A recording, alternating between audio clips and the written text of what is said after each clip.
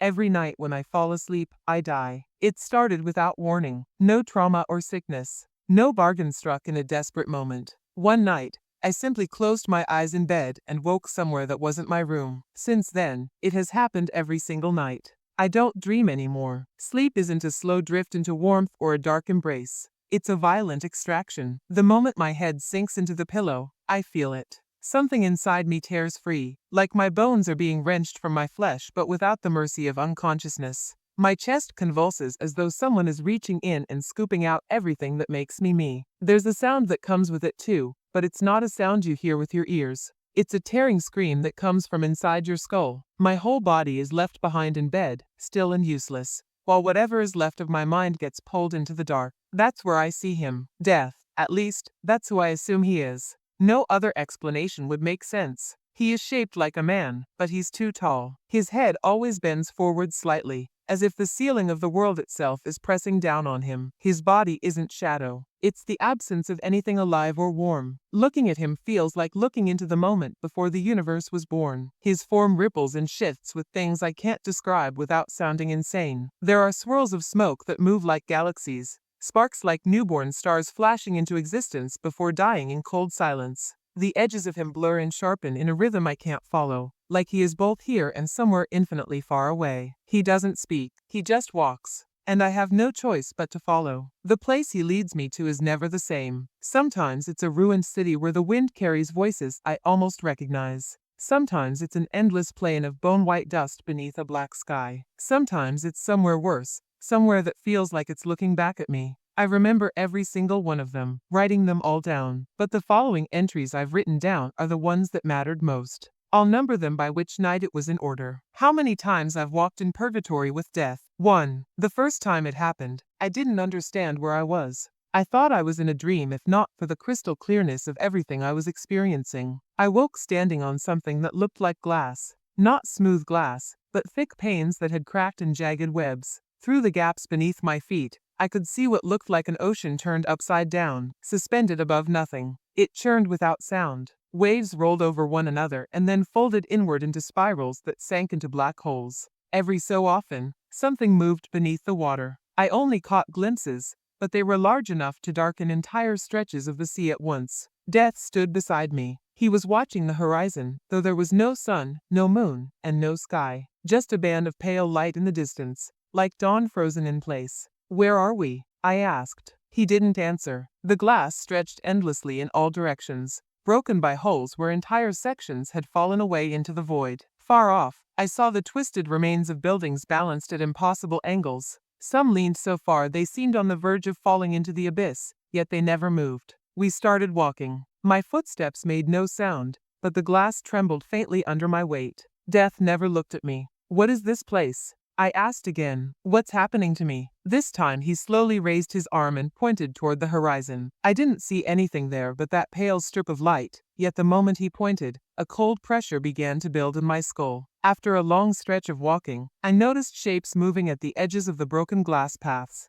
At first I thought they were people, but they were too thin. Their bodies swayed like they were made of cloth filled with water. They had faces, but not the way humans do. Their eyes were just pits, their mouths narrow slits that didn't open. None of them made a sound. One came close enough for me to see its skin. It was translucent, like the thin membrane of an egg. Something writhed beneath it, pressing out against the surface as if it was trying to escape. "What are those?" I whispered. He didn't respond. He didn't even look. He just kept walking, and I had no choice but to follow. We reached the edge of the glass path where it broke into shards. Below was nothing but the upside-down ocean, stretching into forever. Death stopped there. He didn't point this time. He just stood, looking down, and I felt something in my chest begin to pull. The pressure grew until I couldn't breathe, and then, just like that, I was back in my bed. It was morning. My body was drenched in sweat, but the taste in my mouth was the strangest part. Salt water. 3. I woke standing on a road the color of burnt bone. The dirt was fine and dry, yet it seemed to cling to itself in a way that reminded me of ash mixed with oil. When I shifted my feet, it did not scatter like normal soil. Instead, it crumbled apart in sticky, slow-moving clumps, almost reluctant to be disturbed.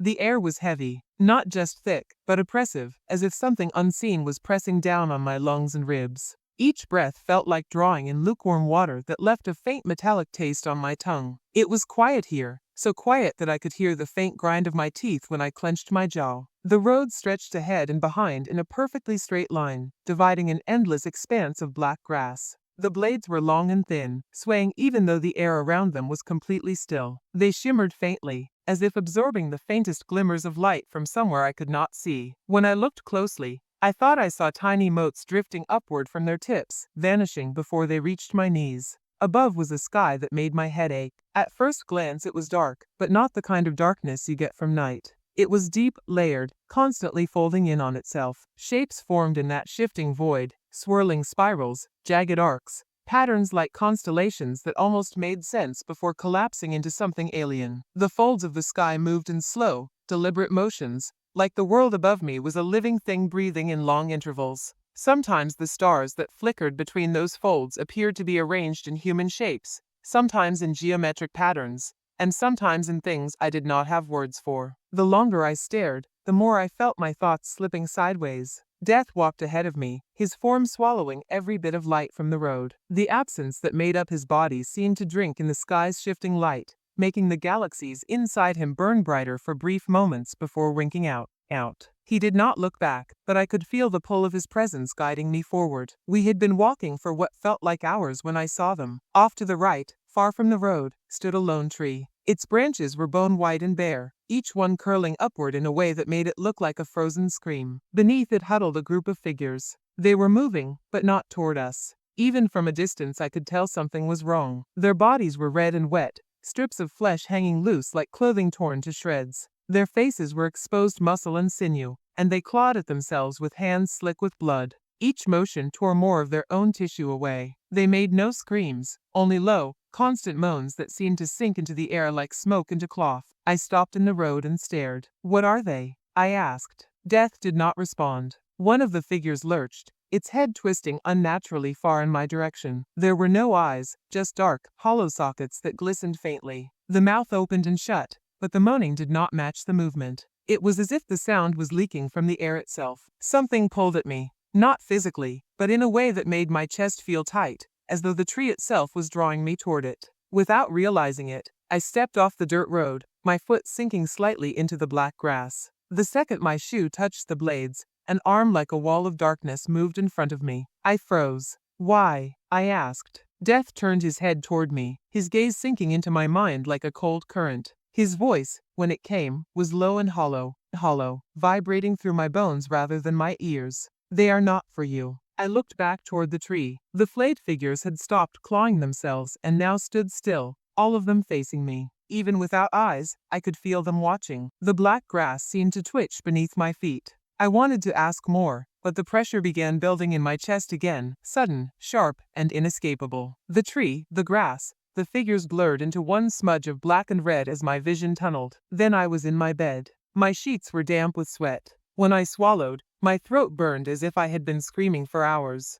I think I had been 7. This time, I woke standing in water. It was shallow, only a few inches deep, but it stretched forever in every direction. The surface was perfectly smooth, and every step I took sent ripples racing outward until they faded into the horizon. There was no wind, no sound of waves, just the constant, delicate slap of water against my ankles as I moved. The ground beneath was solid, but I could not see it through the endless, mirrored expanse. Above me was an ocean, not clouds, not a sky, but an actual ocean suspended overhead. The water churned and twisted far above my head, lit by shifting streaks of sunlight that seemed to come from nowhere. I could see shapes moving in that vast ceiling of water. Some were long, gliding in serpentine motions, their bodies too large to measure. Others drifted lazily, their bodies bulbous and fringed with translucent tendrils that pulsed faintly like they were breathing. Now and then, something enormous would pass overhead and block out all the light for a moment, and I would see only a silhouette so strange I could not begin to put words to it.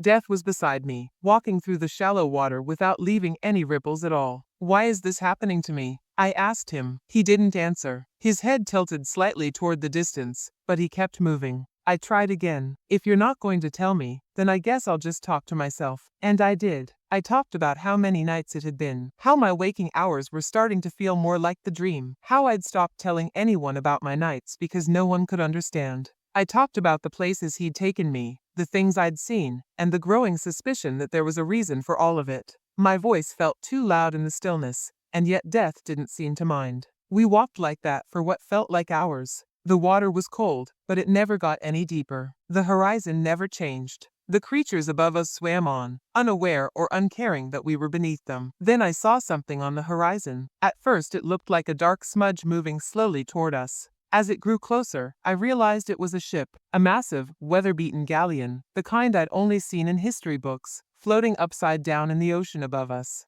No, not upside down. The sky water didn't have an up or down. It just was. The ship was from another time, its wood blackened and rotting, its sails torn into long, fluttering ribbons. Large sections of its hull were missing, exposing broken ribs of timber. It should have been sinking, but instead it glided forward like it was caught on an unseen current. I thought at first it was dragging a normal anchor. It wasn't. Beneath it, tethered to a massive chain of rusted iron links, was a cluster of human bodies. Dozens of them, maybe more. They were alive, their chests rising and falling in slow, labored breaths. Each one was bound to the chain by their necks, their wrists, their ankles, so tightly that the iron had cut deep into their flesh. Their skin was pale and waterlogged, their eyes open but empty, gazing at nothing as they were pulled along. The chain dragged them across the shallow water, scraping their bodies over whatever lay beneath. I could see some of them twitch when they hit something sharp, but none of them screamed. The ship passed directly overhead, the chain rattling faintly as it went on. It did not speed up. It did not slow down. We stood there and watched it move past us, the trail of bodies stretching behind like a grotesque comet tail. I don't know how long we watched it. It might still be moving somewhere out there, dragging those bodies until there's nothing left of them to drag. Death turned and kept walking, and I followed. I didn't talk anymore after that. 13. Something is wrong with me. It's been creeping in over the last week, but today was the worst. I've been tired before, long shifts, bad sleep, but this is different. My body feels hollow, like I've been hollowed out with a dull spoon. My legs shake when I stand too long. My hands cramp when I try to write. I barely made it halfway through work today before my boss stopped me in the hallway. She didn't even ask if I was okay. She just said I looked pale and sick, and that I should go home before I dropped dead in the lobby. I've had 3 nosebleeds in the past 2 days. I almost never get them, maybe once every few years. The last one came out of nowhere while I was making coffee, and the taste of iron wouldn't leave my mouth for hours.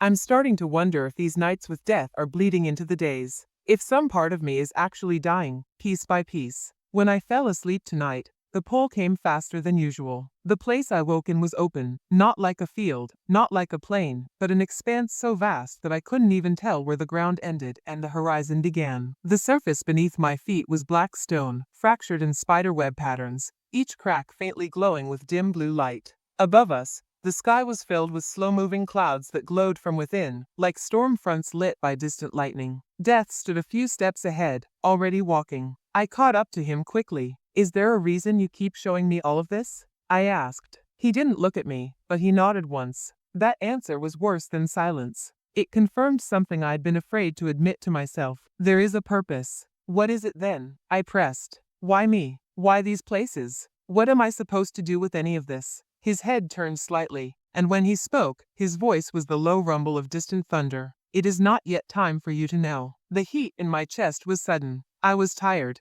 of waking in strange worlds, tired of walking without answers, tired of feeling weaker each day. "Of course it's not time," I muttered, my voice sharper than I meant it to be. "It's never time, is it?" He didn't reply. I stopped asking questions. We walked on in silence for the rest of the night. The cracks in the stone seemed to pulse faintly with each step we took, like the ground itself had a heartbeat. Somewhere far off, I could hear what sounded like water dripping into an endless pit. When the pressure in my chest returned, I let it take me without fighting it. Back in my bed, my nose was bleeding again. 19. My body is failing me faster than I can keep track of. I am exhausted all the time. My legs feel like they might buckle under the smallest weight. My hands cramp just lifting a pen. My vision flickers, and sometimes I see things that I know aren't there, yet they feel solid. I could have sworn the mailman was missing his eyes today, standing at my doorstep with nothing behind his lids. The worlds I walk through at night are seeping into my days. Shadows move across the walls where there should be none. Faces appear in reflections,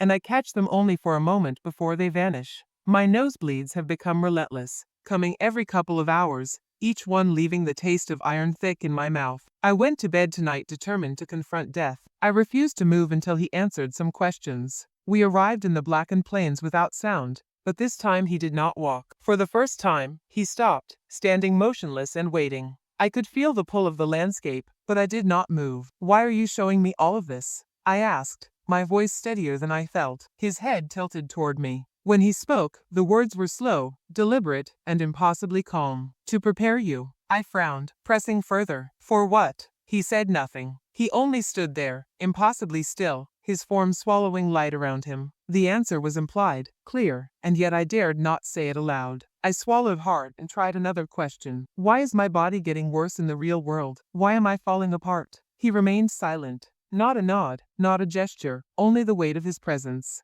The answer again was implied, as if my own failing body and these walks were connected in ways I could not fully comprehend. I exhaled slowly, letting the tension drain out of me. My chest ached, my muscles trembled, and my head throbbed, but I understood enough. I walked with him. We moved through the dark plains together. The windless air pressed against me. The ground beneath our feet was cracked and uneven, pulsing faintly with an inner glow. I spoke occasionally, but only to fill the silence, knowing he would not answer. And yet, even without his words, I felt it. The reason, the purpose, the inevitability. Each step with him is shaping me, marking me, preparing me for something I cannot name. I do not want to know yet, but part of me knows I already do. When I awoke, my body felt worse than ever. My nose had bled again, my muscles ached, my vision wavered, and still, I cannot stop. 25? I don't know what day it is anymore. The hours of sunlight blur into one another, and the nights follow the same pattern, slipping past me in shapes I can barely name. At first, I could remember every night clearly, because each one was unique, strange, terrifying in its own way. But now, I have seen all manner of things, horrifying, beautiful, impossible, and the memories overlap like wet paint running together. I am not even sure if this is the 25th night,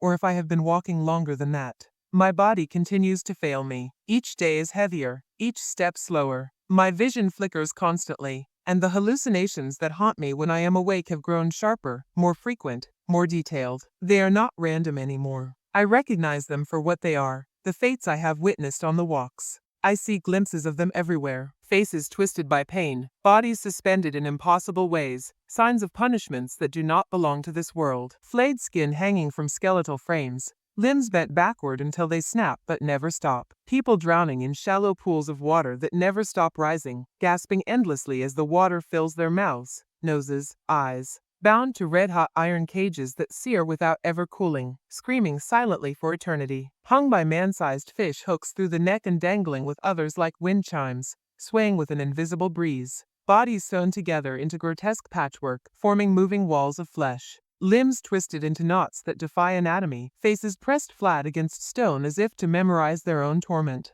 I have begun to feel something I never expected. I can almost see it. Not in full, not with certainty, but I can glimpse the shape of someone's fate before they reach purgatory. The curve of a spine, the tension in their hands, the way they breathe, it all hints at what awaits. I see it in brief flashes, in moments when the world is quiet and the shadows press closer. It terrifies me more than the walks themselves because it is mine, too, and there is no one to guide me through it. I don't know how much longer I can last like this. My body weakens every day. My nose bleeds without warning, my muscles cramp at the smallest effort, and my mind is fraying at the edges. Yet I still walk, I still follow him, even though I know that the horrors I see are only the beginning, and the ones that await are worse than I can name. Every night brings more. Every night I see more of what lies beyond. I am learning the patterns, the inevitabilities, and with each step, I understand that purgatory is not only a place. It is a truth, and one day it will catch me fully. I can barely remember how long I have been walking. Time stretches thin, bending around me like a fragile pane of glass, and the days and nights are one long, continuous motion of shadow and silence. My body is failing faster now. Every movement makes my head and chest ache. We walked for hours without a word. The ground beneath us was uneven, blackened stone that seemed to pulse faintly with a light of its own. The air pressed close, heavy with the smell of wet iron and ash. Finally, I could not hold back the question, "Am I going to die?" I asked. Death stopped, which is rare. He does not often pause, but now he did, turning his impossible form toward me. His voice, low and hollow, rolled through the stillness. "Perhaps, someday." I swallowed, my throat dry, and whispered, I imagine it will be soon, with how fast my body is declining. He did not answer. I forced myself to ask another question, even though I could feel the weight of his presence pressing down harder with each word. Do I really see it? Can I see people's fates in the real world, like it feels like I can? For a long moment, he said nothing. The stillness stretched between us, the black stone and shadow pressing against my chest.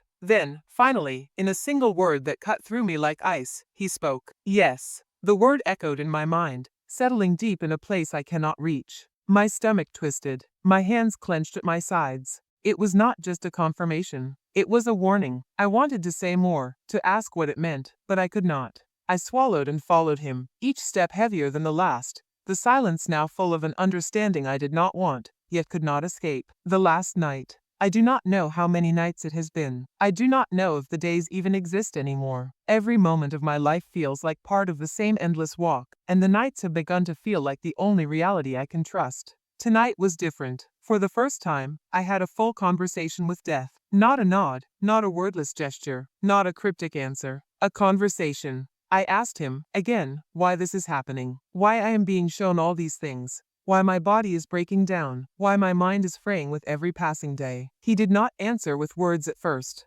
Instead, he pointed ahead. I followed him across cracked black stone that pulsed faintly beneath our feet, until we reached the edge of a pit. It was impossible. The darkness yawned below us like an ocean with no bottom. I could not see the end, and my mind struggled to comprehend the depth. Even the air around it seemed heavier, drawn downward as if the pit were pulling the world into itself. This is what you have been walking towards, Death said. Why? I asked, my voice shaking. You will find out soon, he replied. I stood at the edge of the pit, my chest tight, the blackness below endless. Why did you lead me here? I asked, my voice barely above a whisper. Death turned to me, his impossible form shifting with the depth of darkness and stars within him. For a moment, I felt as if he was looking not at my face, but straight into my eyes, into the core of me. It was your choice to follow, he said, his voice low and certain. I am simply the guide. I swallowed hard, staring down into the void. My legs trembled. The weight of inevitability pressed on me. There was no arguing, no bargaining, only the truth of what I had chosen, knowingly or not, and the path that lay before me. I looked into the unending void, my stomach twisting. What happens if I fall? He tilted his head, a movement that seemed impossibly slow and deliberate. His body radiated nothing but emptiness and stars, a universe contained in black. You will not fall, he said, because you will step in. I swallowed hard. My hands were trembling. My chest ached. The pull of the pit was stronger than anything I have felt, a pressure that threatened to drag me into itself even before I moved. And yet, I knew he spoke the truth. I would not fall. I would step. I do not know what waits at the bottom. I do not know if I will survive what comes next, or if I will be changed beyond recognition. But I know I will step. And then, perhaps, I will finally understand. Even as I write this, I can feel it. My fingers are growing cold with the touch of death, the weight of him pressing into me through the screen, the keyboard, through the air around me. I write not because I think it will save me, not because I can fight what is coming, but because I need someone, anyone, to know. To know that this exists, that it waits, that I have seen it. All day I have seen him, not in dreams, not in walks through impossible lands, but here, in the waking world, just out of reach, always near, waiting. I cannot close my eyes without seeing the shadow of him sliding across the corners of rooms, leaning over strangers, brushing past passers-by in silence. It is not that they cannot see him. It is that he does not allow them to see, only me. I have been seeing the fates of others for weeks now. I can glimpse them in the twitch of a hand, the curve of a spine, the way someone breathes, and it chills me to know what waits for them. But when I look at myself, there is nothing I can measure, no form I can define. Only infinite dark, beautiful, impossible dark filled with swirling infinities of new and dying stars, galaxies of smoke and shadow birthing and dying within themselves. A universe contained in a single absence of light, and it is me. I know tonight I will step into the pit. I know it as surely as I know that the air presses heavier on my chest, that my legs shake beneath me, that my body is failing. This is not a choice. It is inevitability. I do not know what awaits at the bottom, but I know it will be the answer. I know that what comes next will be the culmination of every walk, every sight, every whisper of death in the dark. And still, I am not afraid, not fully. There is a strange comfort in knowing the shape of what is to come, in knowing that I will finally see it. Tonight, I will step, and perhaps, after that, there will be silence.